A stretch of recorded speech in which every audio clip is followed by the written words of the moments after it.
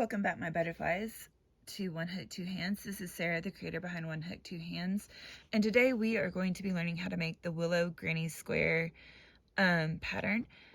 If you can hear my voice, you can tell it's a little off, but I wanted to go ahead and get this recorded because I really do enjoy making this, and I wanted to teach you guys how to make my Willow Granny square sweater. Now, I didn't know it was called a Willow Granny square until about 2 days ago. Say I had been looking for it, the actual name for this pattern. All that happened was I had seen it pop up in one of my image searches for something, and I had an image of the pattern, like the diagram, and I had an image of a sweater made in them, and I thought it was gorgeous, so I wanted to make one. But I can never find the name or like who to accredit it to or anything like that. Well, 2 days ago, on my shorts feed popped up a lady making a blanket in this exact pattern, calling it the Willow Granny square. I'm so glad somebody told me what it was, because now I am able to tell you that there's a proper name to this, and I hope this is oriented right. It kind of looks like it is, but I don't know. That said, our pattern today we are going to be doing is the Willow Granny square. I've been doing it for about a year now. Love it. Love making the sweater of this. I will put pictures of my sweaters inserted into the video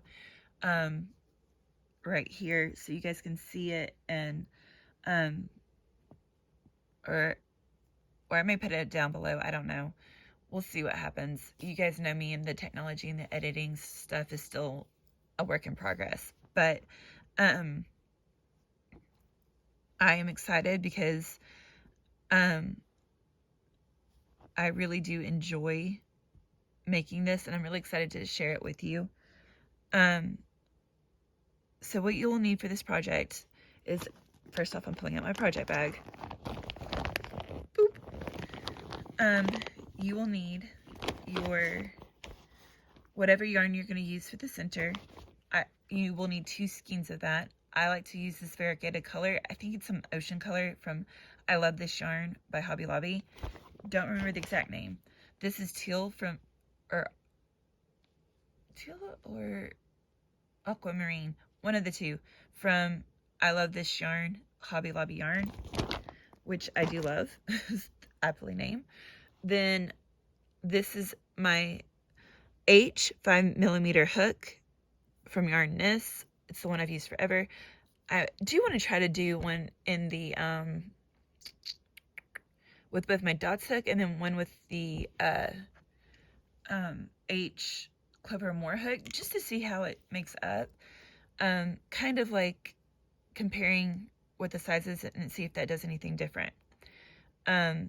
But it's time to get started. So with your center yarn, you're going to do a slip knot. So you hold it here, anchor around, pop off, pull through, pull tight, and you've got your slip knot. And then pull it tight on your hook. Now you're going to chain 6. 1, 2, 3, 4, 5, 6, and just to double check, 1, 2, 3, 4, 5, 6. Yay. Now you go into the first chain and slip stitch to create that little loop. Now you're going to chain 3, and that's going to count as your first double crochet. 1, 2, 3. And if you've not been to any of my other videos, tension is pretty important, and it helps keep your project consistent. And one of the easiest ways to hold your yarn for me is to put my yarn here, wrap around up here, and kind of pull this, and I can kind of control the tension however I want. Now back to the project. We're going to do 15 more double crochets for a total of 16 in the center. So yarn over into the loop, yarn over, pull through, yarn over, pull through 2, pull through 2. And you do this for a total of 16. So it's yarn over into the center loop, yarn over, pull through, yarn over, pull through 2, yarn over, pull through 2. Now, I don't know if you can see it on my yarn where there's this like little bit of fatter version. I could cut that out and do a Russian join right there, but that one is actually pretty smooth and it's not like fraying out, so I'm gonna leave it in there. I know some people who would just take that out in principle, but it's for this pattern, it's not gonna mess anything up. 6, 8, 9,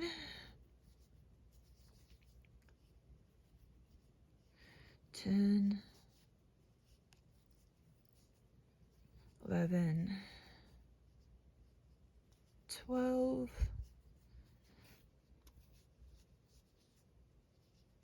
13,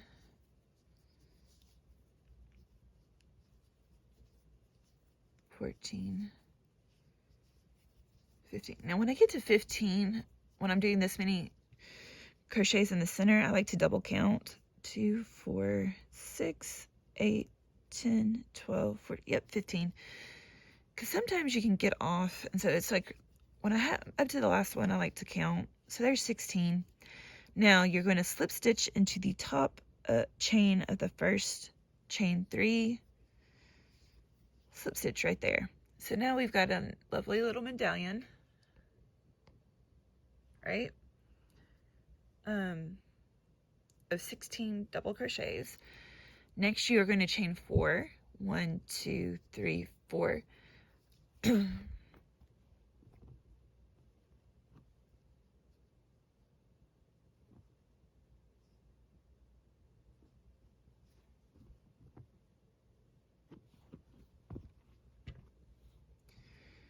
1, 2, 3, 4. And now you are going to double crochet in the next double crochet, chain 1. So that first chain 4 counts as a double crochet and a chain 1. And you're going to do that all the way around so that you have a total of 16 double crochets and 16 chain 1 spaces. And again, it's important to count that because at the end of every row to make sure that you've got it correct.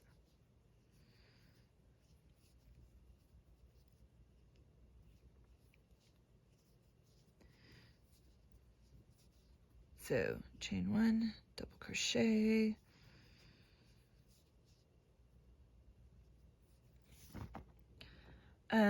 just while I'm thinking about it, one of the things, so in this pattern you will need to know how to chain, double crochet, single crochet, and I will teach you these things as we go, but also if you are somebody who's done that before, this is really straightforward and simple.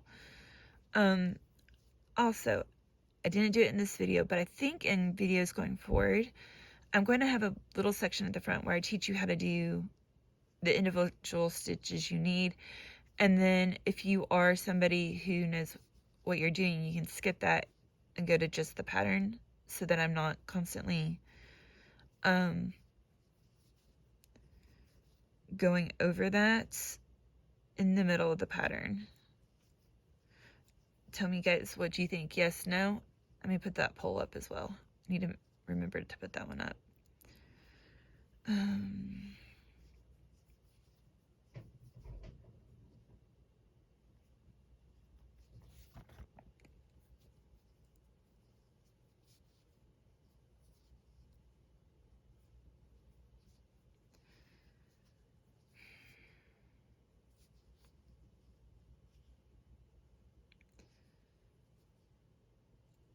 So here we are, 2, 4, 6, 8, 10, 12, 14, 16. I've got my chain 1. I slip into the third stitch of the chain 3 original. So 1, 2, 3, this guy into there because you don't want to close up the chain 1 space by slipping into the 4th chain. And now we've got our little center part there. Now to do the next row, you're going to chain 3, 1, 2, and 3, and then you're going to do 2 double crochets in the chain 1 space, 1, 2, and then you're going to do a double crochet into your next double crochet, and you're going to do that all the way around. So you're going to do 2 in each.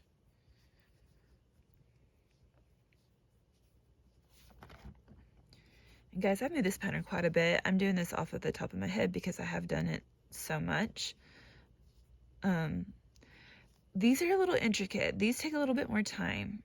Honestly, because you are making 47 squares and because you change color, these are a little more intricate. And I also like to use the nice buttons. On my personal purple one that I'll show here at the end, I and I've shown it before, but it has purple crystal flowers. My gray one has wooden hand-painted hand-painted buttons, along with this is homemade on the as the bottom one. You know, so I like all of them. Doing these to me, this is a mindless pattern, even though it's really not.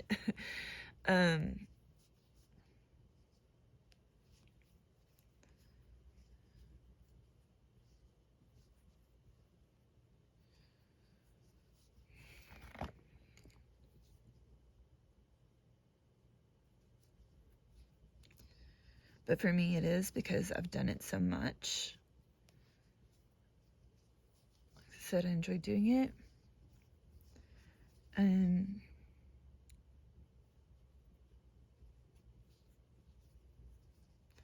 It kind of feels good to get back to completing one of these. Say, I finally got all my ministry stuff done, which, yay! And I'm working on a few projects for fairs and things like that, including this. So, I'm glad to kind of get back to making things I enjoy making and things people enjoy buying. It's not that the ministry stuff people don't buy. I just, making 90 pot holders, yeah, that was a thing. Because I made them in 3 colors for those ladies, and so absolutely love that I did it. But I didn't remember that, I was making it for 30 people. So then okay, here is a place where it's kind of really rough and does need to be cut out. So when I see something like that, because it's going to weaken the pattern, but I'm going to back up a little bit. I'm going to grab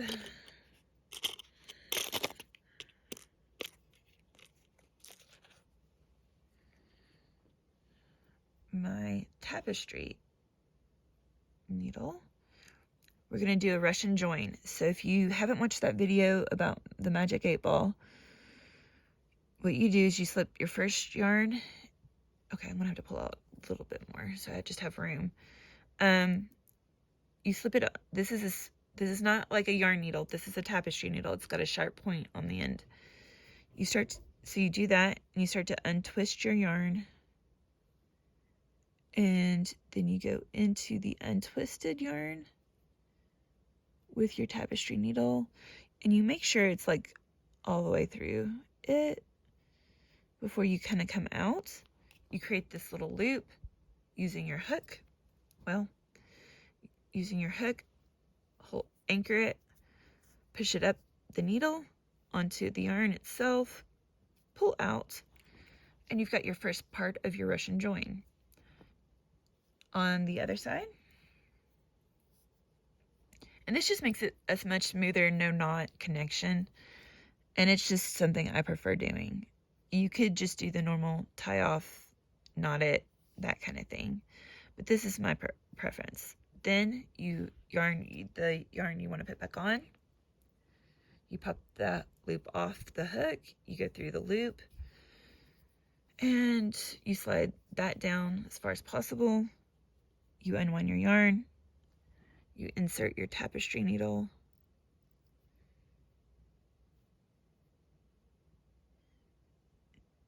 into your unwound, into your yarn. Try to make sure it's there as much as possible. Push it up, pull that tight, then pull this to kind of even it out.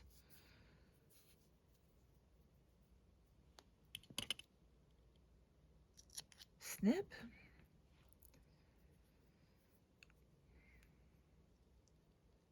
Snip. And now you've got a relatively smooth, even join of your yarn.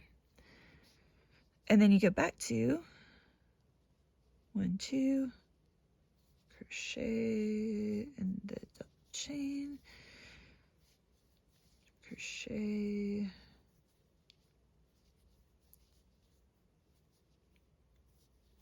crochet, and you crocheted it right in, and nobody will be able to tell the difference. And you keep crocheting, double crocheting around the wheel.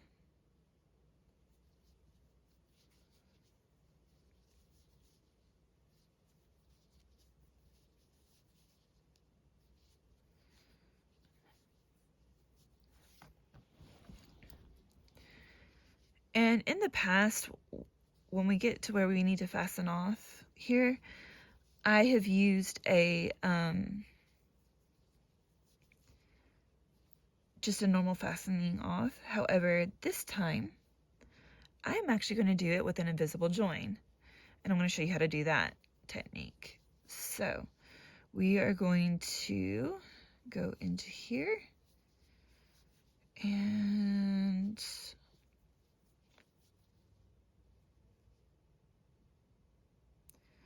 so that should be my last one. So let me just make sure I've got 1, 2, 3. So I don't count this first one here, but I count this first one here in this set. So like every 3 before. So 3, 6, 9, 12.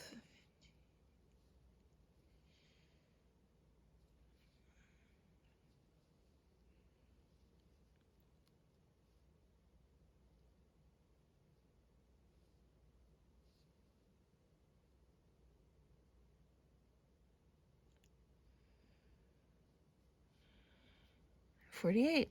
So we've got what we need. So we're going to come over here, snip. It's right there because there's another bulb in my yarn. I'm going to just go cut that out. That ended at a perfect place.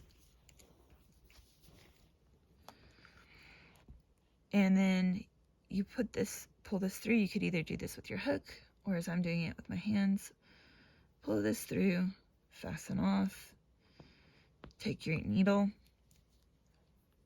go, here's your chains, go into your first one, your first double crochet, take your yarn and yarn it through, because when I do the invisible join, I like to do it with my needle already in the work, because sometimes you don't have enough of your fasten off yarn like you thought you did, but you pull it through and you pull it, that little knot up over. Then you go into the back loop here, and then you go into the back loop here. You guys see that? The back loop here and the back loop here, and you pull, and on top it looks like you joined it invisibly. Now then, this is where you can tighten it and weave it in, and it just creates a more seamless join. So we got that. Now we're going to go to our variegated.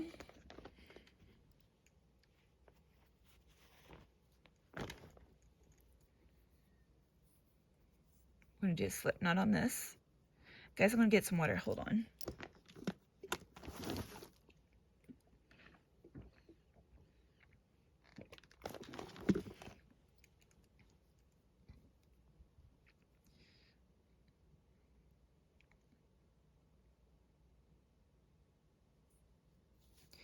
Put it on the slip knot onto your hook.